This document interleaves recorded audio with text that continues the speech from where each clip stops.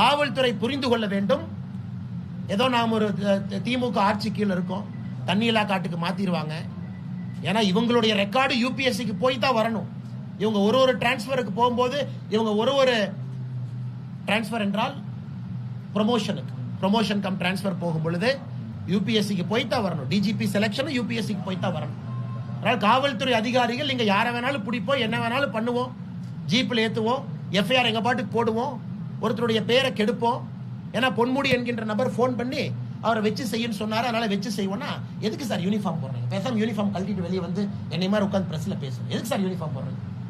இந்த மாதிரி ஒரு மனுஷனுடைய 36 வருஷமா தமிழ்நாடு அக்ரிகல்ச்சர் யூனிவர்சிட்டியில் ஒரு சம்பாதிச்ச பேரை எல்லாம் ஒரு 5 நிமிஷத்துல கெடுக்கிறதுக்கு தான் காவல்துறைக்கு அனுமதி கொடுத்துருக்காங்களா? அதுக்கு தான் உங்களுக்கு இந்த பவரா? அதுக்கு தான் சட்டமா? அதுக்கு தான் சிஆர்பிசியா? அதுக்கு தான் ஐபிசியா? வெக்கமா இல்லையா? சேலம் மாநகரத்துடைய கமிஷனருக்கு வெக்கமா இல்லையா?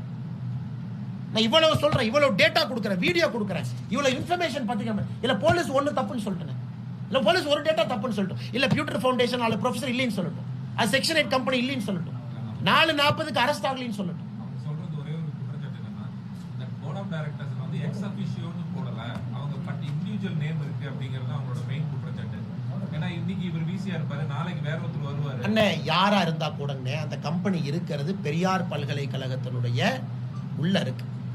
ஃபர்ஸ்ட் ஃப்ளோர்ல 2000 ஸ்கொயர் ஃபீட்ல இருக்கு. 4 பேருமே குடும்ப நபர்கள் இல்ல. ஜெகநாதன் மனைவி, ஜெகநாதன் மகள்னா 4 பேரும் கிடையாது. இப்ப it is known, it is acknowledge, நமக்கு தெரியும். இவங்க இந்த கம்பெனி ஆரம்பிக்கிறாங்கன்னா ப்ரொசீஜர் இருக்கு. இவர் ஆபீஸை டெமிட் பண்ணி போகும் பொழுது அதே கம்பெனி எடுத்துட்டு போனா அது குற்றம். வைஸ் சான்சலர் பதவி முடிஞ்சிருச்சு, இன்னொரு வைஸ் சான்சலர் வந்துட்டார்.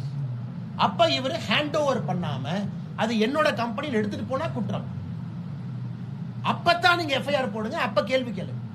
இவர் 100% ஹேண்ட் ஓவர் பண்ணத்தான் போறாரு. புது விசி வந்தா மறுபடியும் அதுல ஒரு அமெண்ட்மெண்ட் பண்ணி சொசைட்டிஸ் ஆக்ட்ல அமெண்ட்மெண்ட் பண்ணி அந்த விசி பேரை போட்டு வெளியே வர போறான். நானும் ஃபவுண்டேஷன் நடத்துறேன், வீத லீடர்ஸ் ஃபவுண்டேஷன். அப்படித்தான் நாங்களும் ரெஜிஸ்டர் பண்றோம். பெரியார் யூனிவர்சிட்டி வைஸ் சான்சலர் பேரு போட்டு ரெஜிஸ்டர் பண்ணீங்களா? ஓகே. செக் சைனிங்ல சில பிரச்சனை இருக்கும், இருக்கிற வரைக்கும் யார் சைன் போடுவாங்க, மாறி போனா யாரு போடுவாங்க, அது எல்லா ஃபவுண்டேஷன்ல இருக்கக்கூடிய நடைமுறை பிரச்சனை. இவர் டேர்ம் முடிஞ்சிருச்சு, கவர்னர் அவங்க இன்னொரு விசியா போட்டிருக்காங்க, அவரு வந்தாங்க, இவர் நான் கொடுக்க மாட்டேன்னு சொல்றாரு, குற்றம்.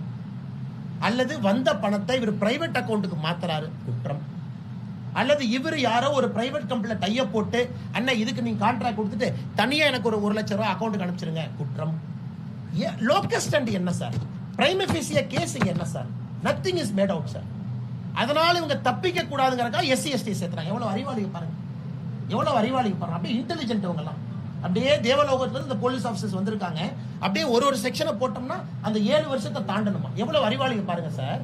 சுப்ரீம் கோர்ட் தெளிவா சொல்லுது, உங்களுடைய செக்ஷன் பனிஷ்மெண்ட் 7 வருஷத்துக்கு கீழே இருந்தா ஆட்டோமேட்டிக் பெயில். போலீஸ் என்ன பண்றாங்க, 7 வருஷத்துக்கு மேல காட்ட முயற்சி பண்றாங்க. அப்ப எஸ்சி எஸ்டியா போடு, அப்ப செட்டிங் பண்ணு. மத்தியானம் 1:40க்கு 2 பேர்த்த உள்ள அனுப்பு. எப்படி பாருங்க, சஸ்பெண்ட் ஆன ஒருத்தரை கூட அனுப்பு. அவர் வரும்போது காரை 1:40க்கு நிறுத்து. அவர் இங்கிருந்து நேரா போலீஸ் ஸ்டேஷன் போய் கம்ப்ளைண்ட் கொடு. 4:40க்கு 3 மணி நேரத்துல நீ வா ஆபீஸ் கேட்ல வர மாதிரி. இவர் அப்படியே தூக்கி ஜீப்ல உட்காரவே. ஏன்னா முட்டாள் தானே நம்ம எல்லாம். சேலத்துல எவ்வளவு பெரிய பத்திரிகைகள் நீங்க இருக்கிறீங்க, எவ்வளவு பெரிய நபர்கள் இங்க இருக்கிறீங்க, நம்மளெல்லாம் முட்டாளாக்க பாக்குறாங்களா காவல்துறை?